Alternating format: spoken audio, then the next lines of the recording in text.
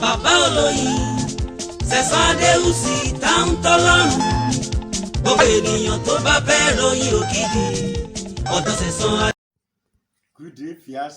Here you meet me again, Mr. Sẹ̀san Adéwùsì tá ń tọ́lọ́run, bàbá olóyin gan, bàbá olóyin original. I'm saying that Yesota, bàbá olóyin bus stop, bàbá olóyin bus stop, Yesota. Yes, you know me before. You are still knowing me. Some people are watching this program for the first time. This is Baba Oloyin original television. I'm selling honey.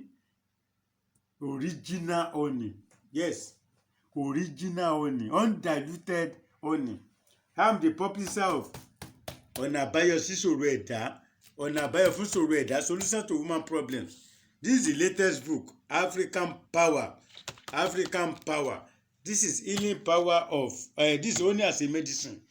Honey as a medicine. Honey as a medicine. Yes, ìwòsàn lóyin.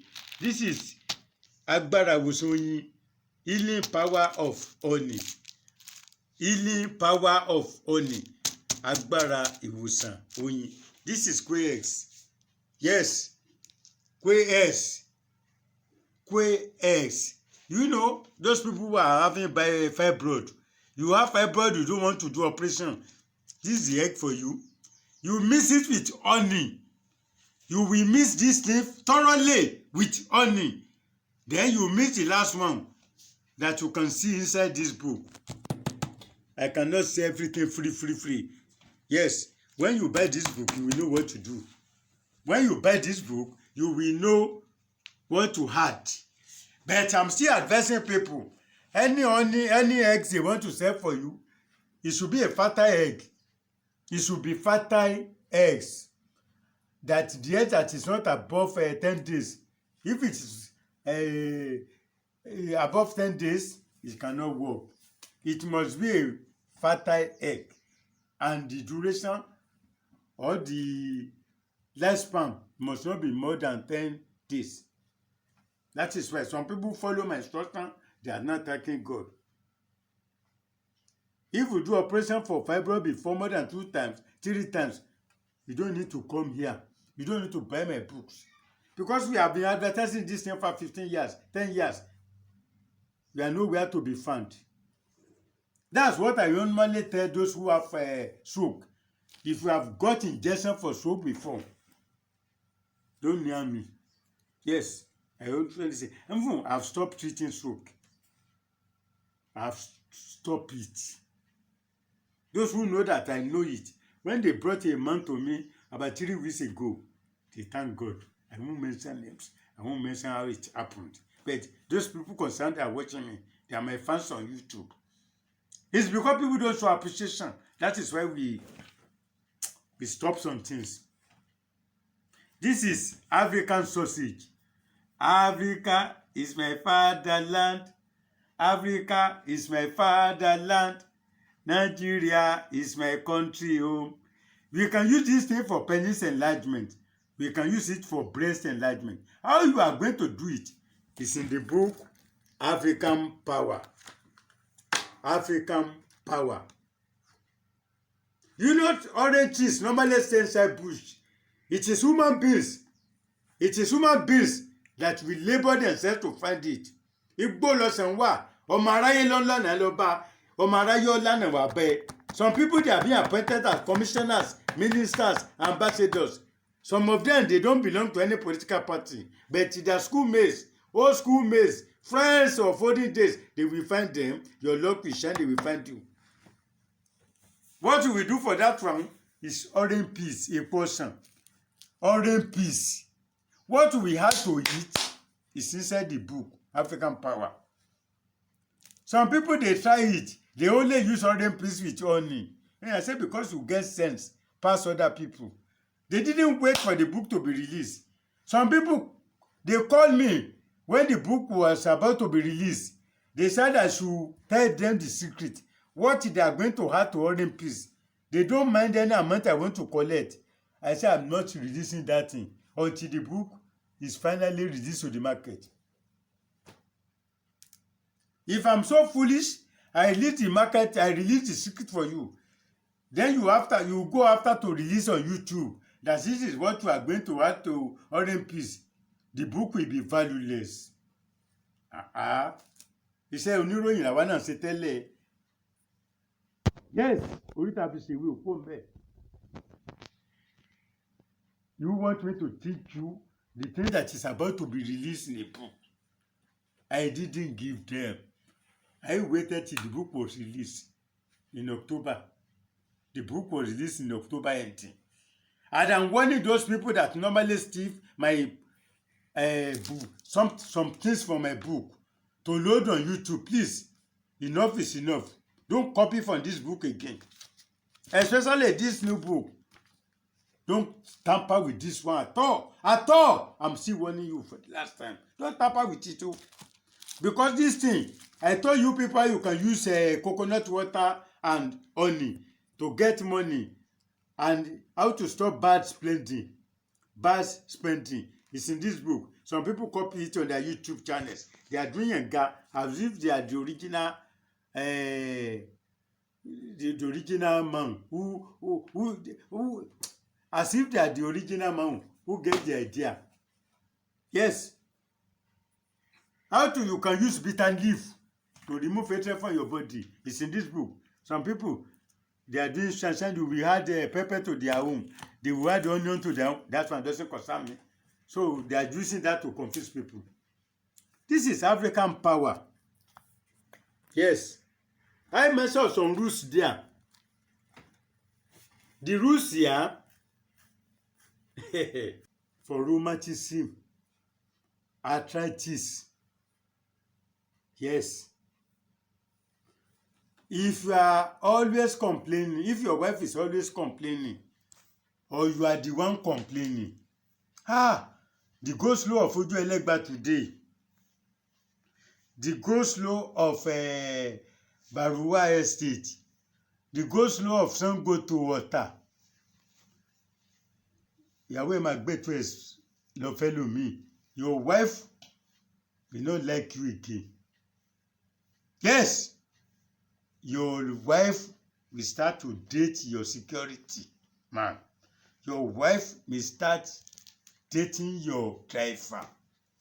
To stop it, buy this thing. It's inside the book. Africa is my fatherland. Africa is my fatherland. Nigeria is my country. It's here. It's here. Online. You can buy these books online. You can buy them online. We can send the books to you on your email, Gmail, or on your WhatsApp if you are not in Nigeria. If you want to pay through Western Union or any other thing, once your money can enter to my account directly, I will accept it. But for me to go and queue at the bank because of 3,000, 5,000, I have no time. I'm always busy. And those of you that are giving me money, I can never do without thanking you. Somebody called me that, why do you normally thank people? I say, yes, you have never given me money. How much have you given me? Say, no, nothing. And those who are giving me money to make me go for traveling, for everything, to thank them. And I say, Lord, he says, it's okay. It has to be okay. He says, it's true. It has to be true and not false. When you pay to, if you want to pay to my domiciliary account, when you ask for account number, when you pay, you have to send your teles copy. When you send teles copy to me, it is then the bank will be able to credit to my account. Some people, they are finding it difficult to send naira. If you are unable to send naira, you want to pay to my domiciliary account. As for that account, I will give you, you pay. Then, you send me teles copy of your payment. I will forward it to my bank. They will credit to my account. This is QuareX. QuareX.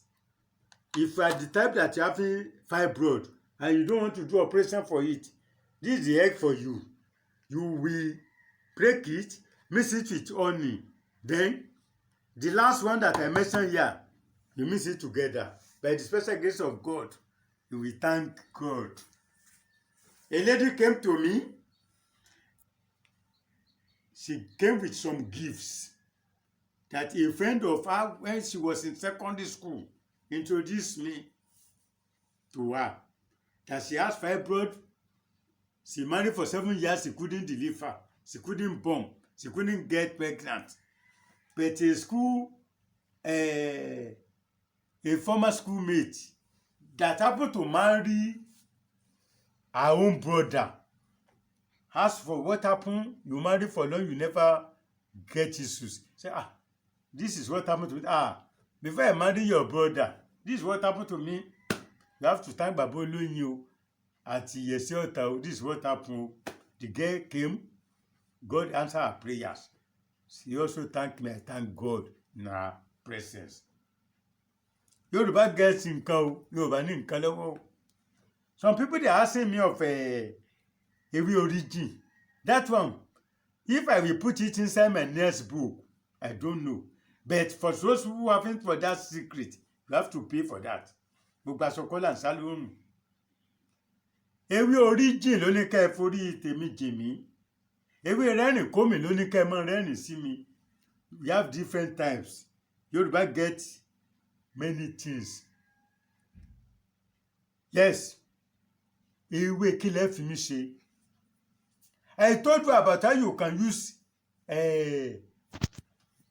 horse shit. Ìgbẹ́. If somebody have bad luck, you feel that you are not always so lucky. When you go to party, they serve food. It may never reach your tongue. When any bad thing want to happen in your office, it will be your tongue. How you can use horse shit? My last program, watch Baba Oloyin original television. You will see it there. Yes, I posted it last week or 5 days ago. I posted it. Go and watch it. You can use shit. All shit. You know the day you never be fasting. It is a whole human being they were sent to feed a horse. A whole human being will be assigned. We will assign a whole human being to feed the horse, to get grass for the horse. Whenever horse shit, that person will clear it so that flies will not disturb the horse. It is the cow that get bad luck.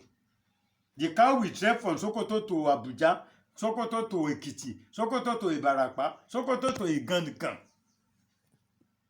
That is the work of cow. And anytime they are going, they will be beating them from behind. The owners or the person in charge will be beating the cow from the back. But the horse will live comfortably. I told you, if you get horse whip, you will see horse whip. You put it in your house, it's a blessing. You put it in your room, it's a blessing. Yes,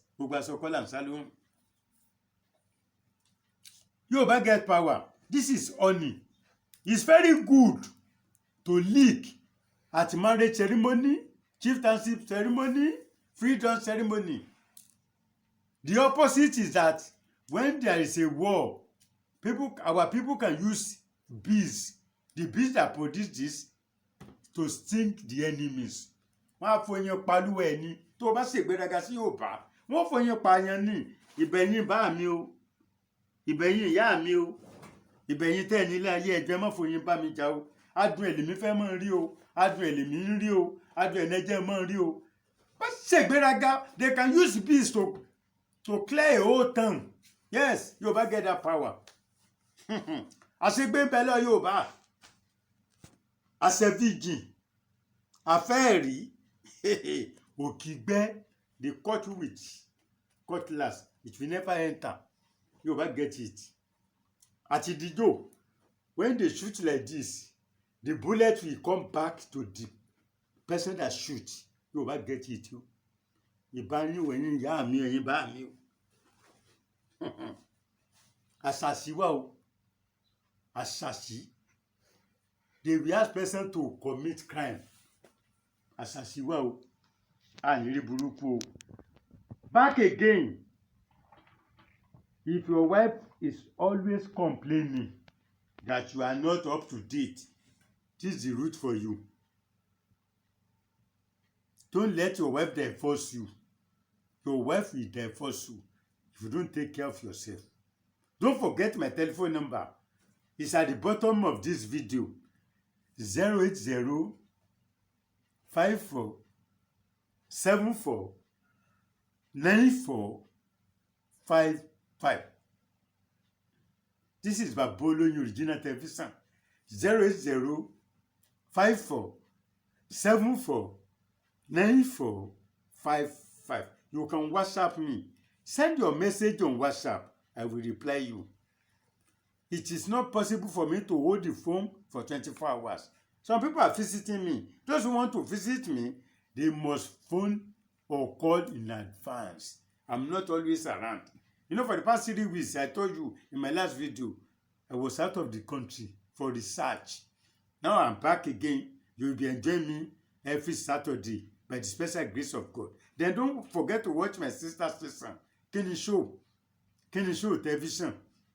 Kenny Show Television. Don't forget to watch that station. You will meet me there also. Baba Oloyin Original Television. Please, those of you that normally share, help me share this program. Help me share. And those people you are sharing to, tell them Baba Oloyin is selling books.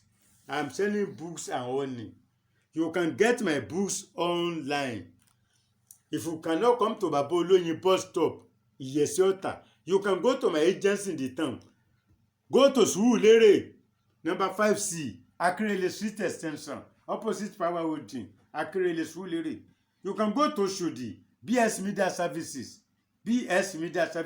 number 6, Everett Way, behind YTK petrol station, along that also the expressway, before you reach Bolade, if you are coming from Yanapaja.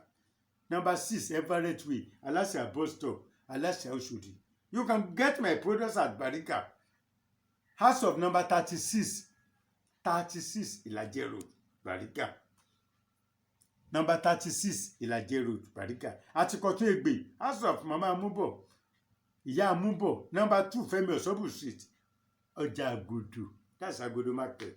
From Celeb bus stop, enter Maruwa that is going to Agodo Egbe. At Agodo Egbe, yes, you will house of number 2 Femi Osobu Street. Number 2 Femi Osobu Street, Agodo Market. I told you about alligator pepper. Some people, they used to leave home by 3 a.m., 4 a.m. because they are going to work. Just to put 7 pieces of alligator pepper in your bra. See a problem? If you are a lady, 7 pieces of alligator pepper, wrap it in a paper, put it in your bra. If you are doing anything bad, they will release you. Auntie, go away. If you are a man, put 9 pieces of alligator pepper inside paper. Put it in your pocket. You never heard of when the bandits, when they hijack one commercial vehicle, they release one woman and a child. They will never tell you. Otagba finje ko abi ewe lo wa.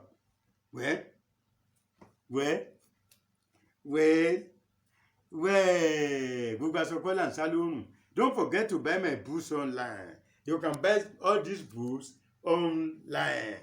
Yes, all these books. You are in London, you are in Ghana, you are in America, you are in London. You get all these books. And for this African sausage, app seller can sell for you. How you can use it for breast enlargement, penis enlargement. It's in the book African Power. You will see it. Yes, don't forget my telephone number again, 080 54 74 94 55. Till next time when you meet me again, remain blessed. Baba Oloyin, Sẹ̀san Adéwùsì tá ń tọ́lọ́run. Gbogbo ènìyàn tó bá fẹ́ ròyìn ògidì, ọ̀dọ̀ Sẹ̀san Adé.